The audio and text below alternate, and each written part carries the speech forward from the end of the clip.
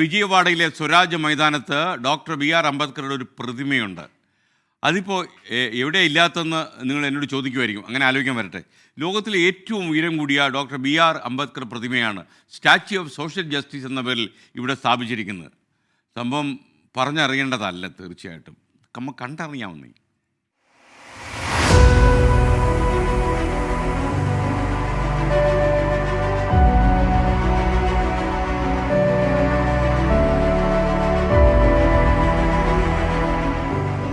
എന്റെ സാമൂഹ്യ ദർശനം 3 വാക്കുകളിൽ സംഗ്രഹിക്കാവുന്നതാണ്: സമത്വം, സ്വാതന്ത്ര്യം, സാഹോദര്യം.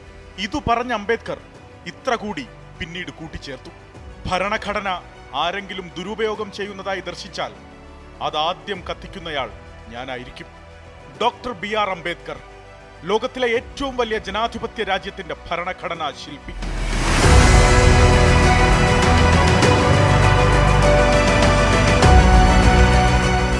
വിജയവാഡ നഗരത്തിൽ MG റോഡിനോട് ചേർന്നാണ് സ്വരാജ് മൈതാനം, പഴയ PWD ഗ്രൗണ്ട്. ഇക്കഴിഞ്ഞ ജഗൻമോഹൻ സർക്കാരിന്റെ കാലത്താണ് സ്വരാജ് മൈതാനിയിൽ സ്റ്റാച്യു ഓഫ് സോഷ്യൽ ജസ്റ്റിസ് എന്ന പേരിൽ അംബേദ്കർ പ്രതിമ നിർമ്മിക്കാൻ തീരുമാനിക്കുന്നത്. ഇക്കൊല്ലം ജനുവരിയിൽ പ്രതിമ അനാച്ഛാദനം ചെയ്തു. Swaraj ground doctor B R. Ambedkar Swaraj മൈതാനമായി. ശില്പത്തിന്റെ ഉയരം 125 അടി. 85 അടി ഉയരമുള്ള കോൺക്രീറ്റ് പീഠത്തിലാണ് ഉറപ്പിച്ചിരിക്കുന്നത്. 352 ടൺ സ്റ്റീലിലും 112 ടൺ പിച്ചളയിലുമാണ് ശില്പം തീർത്തിരിക്കുന്നത്. ചെലവ് 425 കോടിയോളം.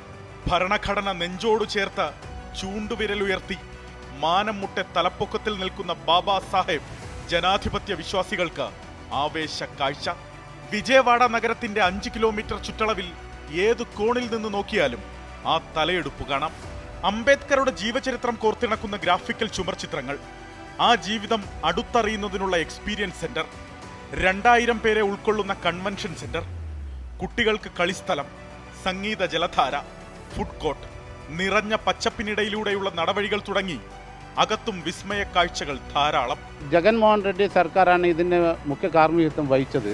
രാഷ്ട്രീയപരമായിട്ട് ഇതിനും ഒരു മെസ്സേജ് ഉണ്ട്. ഈ സ്ഥലം എന്ന് പറഞ്ഞാൽ കൃഷ്ണ ഡിസ്ട്രിക്റ്റ് NT രാമറാവുവിൻ്റെ ജന്മസ്ഥലമാണ്. സ്വാഭാവികമായിട്ടും MT രാമറാവുവിൻ്റെ കുടുംബവും അതോടനുബന്ധിച്ച് പാർട്ടിയും നല്ല സ്ട്രോങ്ങിലുള്ള സ്ഥലമാണ് ഈ വിജയവാഡ എന്ന് പറയുന്ന സ്ഥലം. അതുകൊണ്ട് തന്നെ ഈ അംബേദ്കർ സ്റ്റാച്യു വെക്കുന്നതോടുകൂടി മൈനോറിറ്റീസിൻ്റെയും പാവപ്പെട്ടവൻ്റെയും ഒരു അനുകൂലമായിട്ടുള്ള ഒരു തരംഗം കിട്ടുന്ന ഒരു ആവശ്യം കൂടി നമ്മൾ കാണുന്നുണ്ട്. അതിൽ ദീർഘദർശിയായ അംബേദ്കർ ഇത്ര കൂടി പറഞ്ഞതായി ചരിത്രം രേഖപ്പെടുത്തുന്നു: ഭരണഘടനയുടെ മേന്മയെപ്പറ്റി ഞാൻ അധികമായി സംസാരിക്കുന്നില്ല. എത്ര മികച്ച ഭരണഘടനയായാലും അത് ചലിപ്പിക്കുന്നവർ മോശമാണെങ്കിൽ അത് മോശപ്പെട്ട ഒന്നായി തീരും.